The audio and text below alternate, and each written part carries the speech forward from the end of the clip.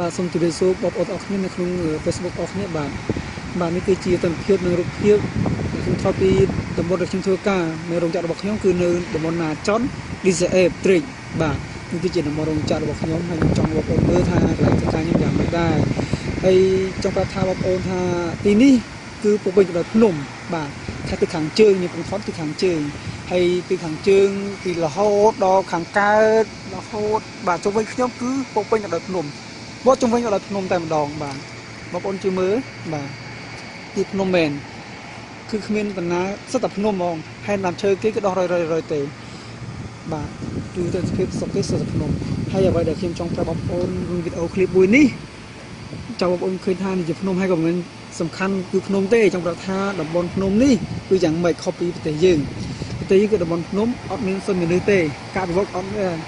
មានសិនមានទេគឺអត់មានតែហើយប្រទេសគេគឺតំបន់នេះគឺតំបន់ភ្នំគឺតំបន់ដាច់ស្រយាលពីទីក្រុងឆ្ងាយតំបន់ដែលខ្ញុំធ្វើការនេះចង់ប្រាប់ថាតំបន់ភ្នំគេនេះគឺការអភិវឌ្ឍខ្លាំងចង់ប្រាប់ថាអញ្ចឹងហើយខ្ញុំចង់ប្រៀបធៀបបងប្អូនថាមើលទៅថាស្រុកគេយ៉ាងម៉េចដែរការអភិវឌ្ឍគេយ៉ាងម៉េចដែរក្នុងនាមយើងជាខ្មែរគួរគិតគួរមើលណាថាយ៉ាងម៉េចដើម្បីថាចិត្តថាស្រុកគេយ៉ាងម៉េចនេះបាទគឺបងប្អូនមើលគឺភ្នំពិតមែនភ្នំជុំវិញគឺសុទ្ធតែភ្នំប៉ុន្តែការអភិវឌ្ឍរបស់បងប្អូនមើលរោងចក្រក៏ច្រើនណារោងចក្រច្រើនហើយផ្លូវថ្នល់ផ្លូវជាតិខិតខ្វែងនេះគឺជាតំបន់មួយតូចទេតំបន់ដាច់ស្រយាលពីទីក្រុងហើយប៉ុន្តែការអភិវឌ្ឍគេមានរោងចក្រច្រើនផ្លូវថ្នល់3-4ខ្សែគាត់ថាតំបន់ភ្នំណាហើយបងប្អូនមើលសម្លឹងមើលតែឆ្ងាយទៅណាគេធ្វើផ្ទះធ្វើរោងចក្រគឺចិត្តដល់កំពូលណាគាត់ចង្កេះភ្នំចិត្តដល់កំពូលភ្នំទៀតអញ្ចឹងសូម្បីតាភ្នំក៏គេអភិវឌ្ឍដែរ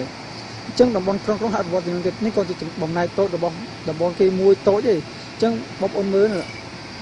តាស្រុកគេរីកចម្រើនអត់តែស្រុកគេនេះអត់មានសម្បត្តិដូចជាធនធានដូចយើងទេយើងសម្បូរទៅដោយ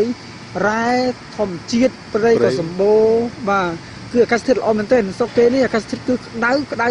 ខ្លាំងត្រជាក់ខ្លាំងគឺអាកាសធាតុ4រដូវអញ្ចឹងមិនអាចដាំដំណាំឲ្យលូតលាស់បានល្អទេសំបីព្រៃឈើក៏ចិត្តងាប់ចិត្តរស់ដែរមើលព្រៃឈើពិបាកណាស់មកបានម្ដាមប៉ុនគឺរាប់ឆ្នាំរាប់រយឆ្នាំ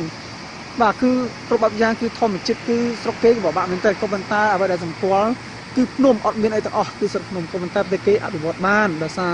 ការអ្វីណាដោយសារការដឹកនាំរបស់គេ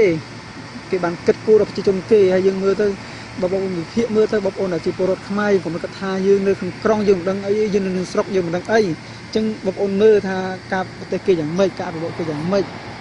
ណាហើយវិភាគមើលប្រៀបធៀបទៅស្រុកខ្មែរយើងហើយមិនប្រៀបធៀបថាស្រុកគេក៏សង្គ្រាមដែរសង្គ្រាមរ៉ាំរ៉ៃទៅមកហើយសង្គ្រាមនៅអូស៊ីបកូរ៉េទៅប្រហែលឆ្នាំទេតែ40-50ឆ្នាំទេណាយើងទីផ្សេងក៏មិនតែការអភិវឌ្ឍគេគឺខ្ពស់មែនទែនចឹងបងប្អូនដែលនៅក្នុងប្រទេសខ្មែរដែលមិនបាននេះសូមបងណាសូមទស្សនាឲ្យគិតមើលទៅ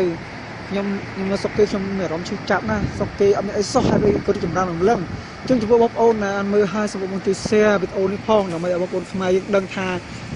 ស្រុកគេយ៉ាងម៉េចប្រទេសយើងយ៉ាងម៉េចហើយប្រៀបធៀបមើលទៅណាយ៉ាងម៉េចមិនកុំឲ្យថាកុំចិត្តនិយាយថាកុំថាប្រូហក់អញ្ចឹងបងប្អូនគិតមើលទៅស្រុកគេអត់គ្មានឲ្យសុខសាន្តមានអីអស់ស្អីក៏អត់មានដែរណាអញ្ចឹងយើងមានណាដែលយើងមានសមត្ថភូមិមានគ្រប់យ៉ាងអញ្ចឹង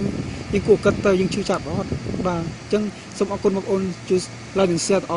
គ្នាដែរបាទសូមអរគុណច្រើនជម្រាប